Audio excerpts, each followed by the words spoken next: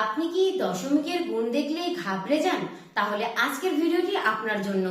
Just দশমিকের ক্ষেত্রে আমাদের এই যে যে শূন্য আছে এগুলোকে আমরা ভ্যানিশ করে দিই।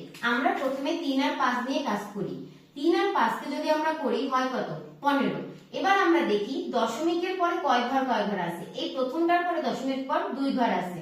কত? 2 ঘর। আর এখানে আছে 1 2 3 3 ঘর। তাহলে এই দুটোকে যোগ করলে হয় কত? 5 ঘর। তাহলে এখানে আমাদের উত্তরে বের হয়েছে কত? এই 3 আর 5 কে গুণ করে 15, মানে 2 ঘর, 1 2। এবার আমাদের তো আরো 3 ঘর নিতে হবে, কারণ 5 দিয়ে 2 গেলে আর 3 অবশিষ্ট থাকে। সেই 2 ঘরকে আমরা শূন্য দিয়ে ফিল আপ করবো। তারপরে আমরা এই দশমিকটা বসিয়ে দেব। এইটা হয়ে গেল আমাদের অ্যান্সার। তো একটা কথা এখানে বলে দেই, আপনাদের কিন্তু সব সময় এখানে যখন মান বসাবেন তখন ডান দিক থেকে আমরা বসাবো।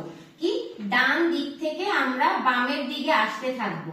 কখনোই বাম থেকে ডানে যাবেন না, বাম থেকে ডানে যাবেন না, আসবেন কি ডান থেকে বামের দিকে। এবার আপনাদের জন্য টাস্ক থাকবে 0.2 ইন্টু 0.04 ইন্টু 0.003 ইকুয়াল টু কত?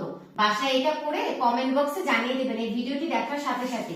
তাহলে আশা করি আপনারা ভিডিওটি বুঝতে পেরেছেন, এবং কোথাও যদি কোনো রকম ডাউট থাকে অবশ্যই আমাদেরকে জানাবেন। মেরিট মেন্টর সবসময় আপনাদের সাথে রয়েছে।